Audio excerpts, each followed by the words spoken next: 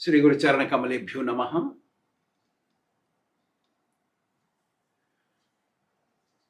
ब्रह्मा जी ने देवताओं को कहा कि जब चारों कुमार सनक सनंदन सनातन सनत कुमार चारों कुमारों ने भगवान की प्रार्थना की तो भगवान ने प्रसन्न होकर के कहा कि हे मुनियों, ये मेरे दो द्वारपाल जय और विजय, ये मेरे पार्षद हैं, अनुयायी हैं।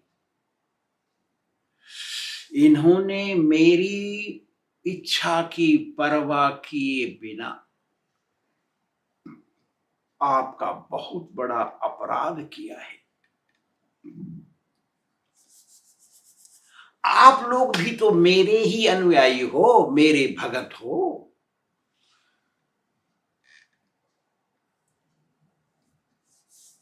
आपने इन्हें जो श्राप दिया है मेरी इच्छा के अनुसार ही दिया है, ये मेरी इच्छा थी।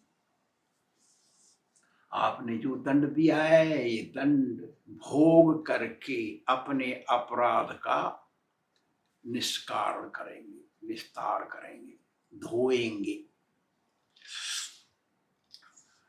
ब्राह्मण उसको कहते हैं जो नियम से रहता है, ना तो बीड़ी पीता है, ना तम्बाकू चबाता है, ना गुटखा चबाता है, ना पान खाता है, ना चाय पीता है, ना प्याज खाता है, भजन करता है और भगवान का भगत बनता है, उसको ब्राह्मण कहते हैं। हे मुनियों, जो तिरस्कार आपका इन लोगों ने किया है, इसका अपराध तो आपने इसका प्रायश्चित करने का दंड श्राप रूप से आपने इनको दे दिया है।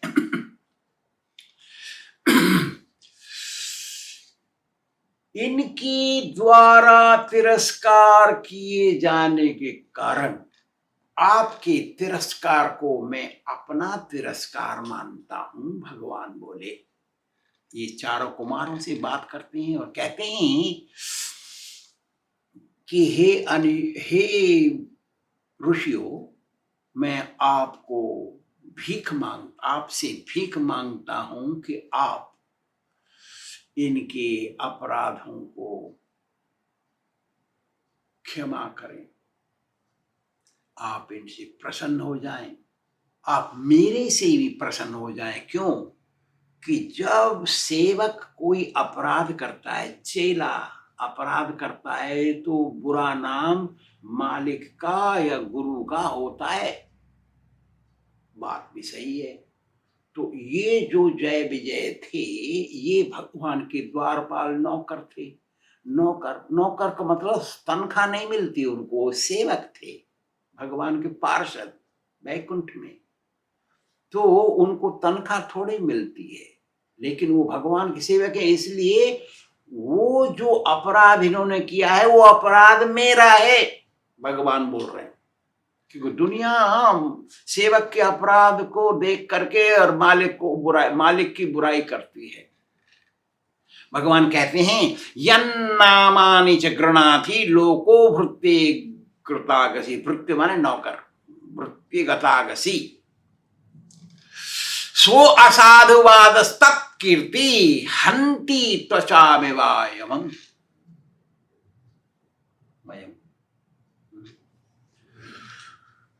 अरे साधुओं, सेजस, हे ऋषि मुनि हो, चार कुमार हो, यदि सेवक कोई अपराध कर देता है तो मालिक की बुराई होती है। मैं ही इनका मालिक हूँ, इसलिए मेरी बुराई में मैं आपसे क्षमा मांगता हूँ। देखिए कैसा है, जैसे चमड़े पर थोड़ा सा कुछ कोड़ का निशान लग जाए, बन जाए, तो सारे शरीर की बुराई हो जाती है, सारे शरीर पर इफेक्ट पड़ता है। इसी प्रकार सेवकों की बुराई, सेवकों का अपराध मालिक को भोगना पड़ता है।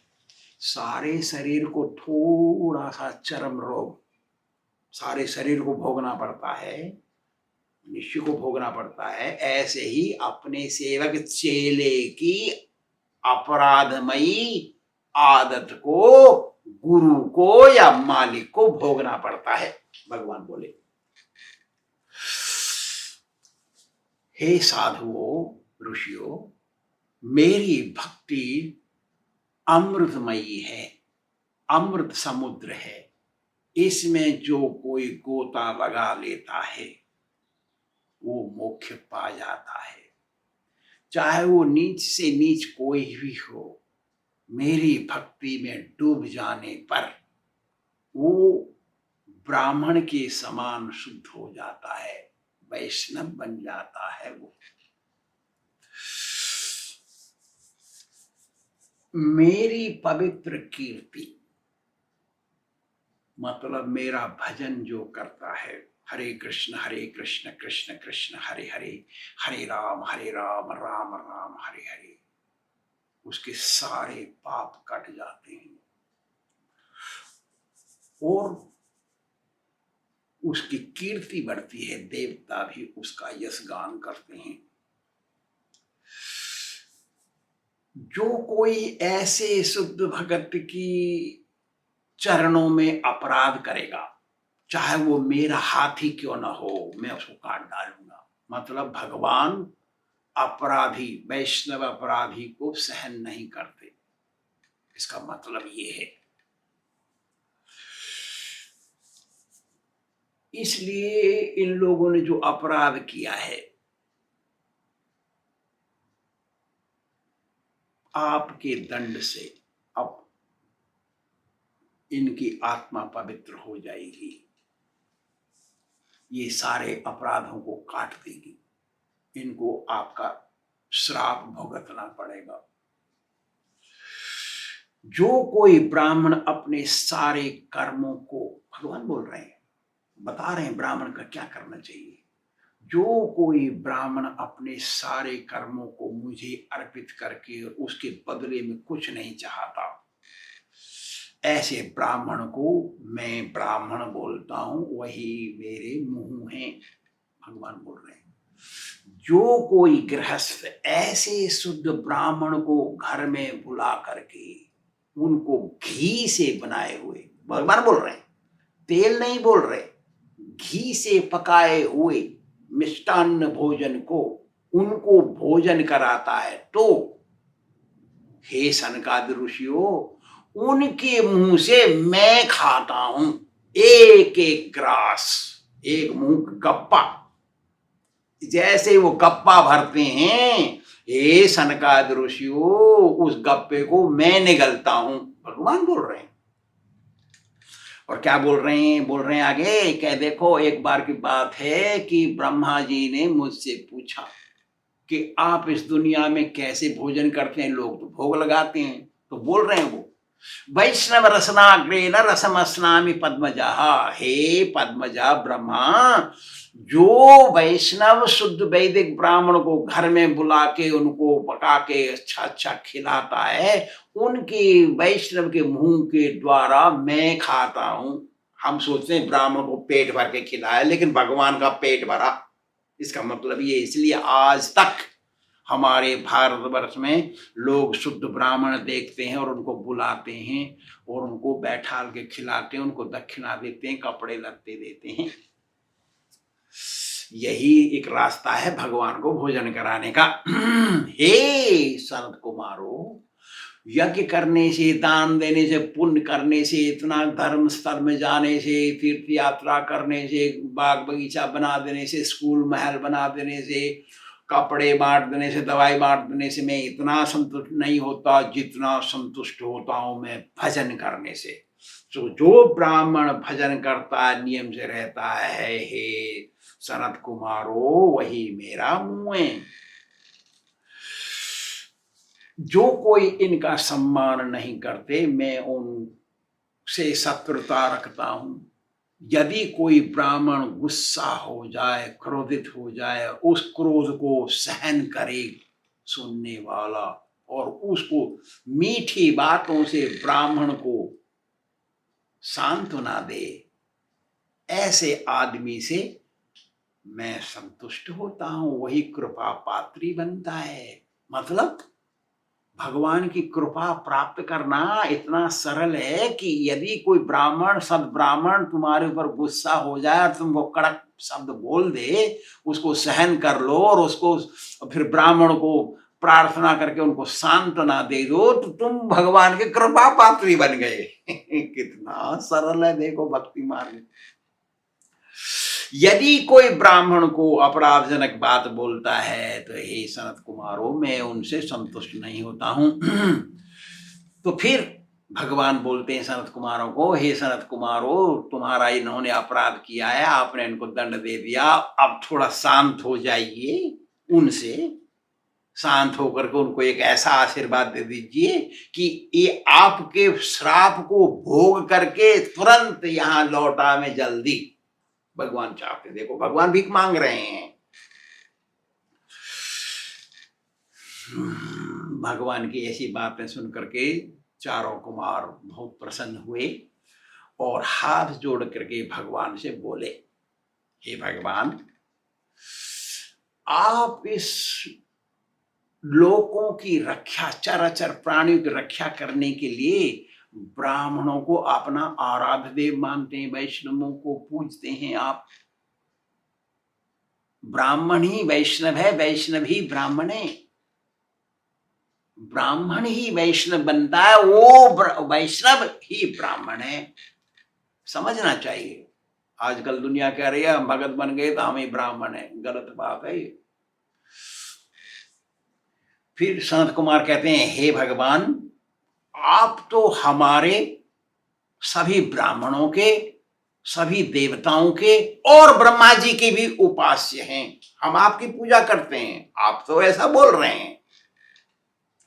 और यही सत्य सनातन धर्म में कि आप ही सबके पूज्य हैं, क्योंकि ततः सनातनो धर्मो रक्षते तनुभिस्तवा धर्मस्य परमो गुह्यो निर्विकारो भवान मता। हे भगवान, सत्य सनातन धर्म आपसे ही निकला है, आपसे ही उत्पन्न हुआ है, आपने ही बनाया है, और समय समय पर आप अवतार लेकर के इस सत्य सनातन धर्म को बचाते हैं, इसकी रक्षा करते हैं। आप तो निर्विकार हैं, तीनों गुण आपके नहीं, आपको नहीं छूते, सतोगुण रजोगुण तमोगुण आपको नहीं छूते, आपको माया नहीं छूती, भौतिक संसार आपको नहीं स्पर्श कर सकता, और धर्म के भी गुह्य हैं, छिपे हुए हैं, धर्म को करते हैं तो भी समझ में नहीं आते, इसका मतलब है धर्म करते करते रहने से ही आप समझ में आते हैं, इतने छिपे हुए हैं आप दुनिया से। और यही शास्त्र बोलते हैं कि धर्म करते रहो, और कहते हैं कि तरंती ही अंजसा मृत्युम, बिल्कुल सही बात है, तरंती ही अंजसा मृत्युम निवृताय अनुग्रहात् योगिनः स भगवान किम स्विद अनुग्रह्ये परम। जो लोग आपकी भक्ति में डूबे हुए हैं, रोजाना भजन करते हैं, नियम से रहते हैं, गुरु स्वीकार किए हुए हैं, गुरु की बात मानते हैं, ऐसे लोग आपकी कृपा से इस मृत्यु रूप संसार से, भवसागर से तर जाते हैं, आपके लोक में पहुंचते हैं। यही सत्य बात है। इसलिए हे भगवान, आपके ऊपर कोई कैसे कृपा कर सकता है? आपकी कृपा से तो सब कुछ चल रहा है, मुख्य मिलता है, आपके ऊपर कौन कृपा कर सकता है? प्रश्न हो गया। यही असली बात है। हे भगवान, आप अपने असली भक्तों को तो अपनी पत्नी से भी, लक्ष्मी देवी से भी ज्यादा प्यार करते हो, और भक्तों को कुछ हो गया तो पागल हो जाते हो। ऐसे भगवान हो आप धर्म स्वरूप हो। हे भगवान, आप सतयुग में अपने भक्तों की रक्षा, तपस्या और आत्मशुद्धि, शुचि और दया, कृपा से करते थे। चराचर प्राणी की रक्षा आपने की इन तीनों चरणों से। हे भगवान, फिर ये सब सनक सनंदन सनातन संत कुमार थोड़ा गलती महसूस करते हैं अंदर अंदर, क्योंकि उन्होंने श्राप दे दिया भगवान के अनुचरों को। तो वो बोले, हे भगवान, आप हमारे अंदर से रजोगुण, जो गुस्सा गुस्सा रजोगुण से होता है, क्रोध रजोगुण से आता है, तो हे भगवान, आप हमारे अंदर से रजोगुण तमोगुण को निकाल दो, ऐसी कृपा कर दो। आपके द्वारपालों को हमने थोड़ी गलती भी नहीं की, उन्होंने थोड़ी सी गलती पर इतना हमने गुस्सा करके इनको श्राप दे दिया। यदि आप इससे सहमत हैं तो आप जो चाहें जैसा व्यवहार करें इनसे, मतलब हमारे श्राप को भी नष्ट कर सकते हैं, आप करिए जैसी आप चाहते हैं। बिल्कुल सही बात है, कोई अपराध तो किया नहीं द्वारपालों ने, क्योंकि द्वारपाल का काम है रोकना, कोई अंदर प्रवेश करे अंदर तो उनसे पूछना कौन हो भाई।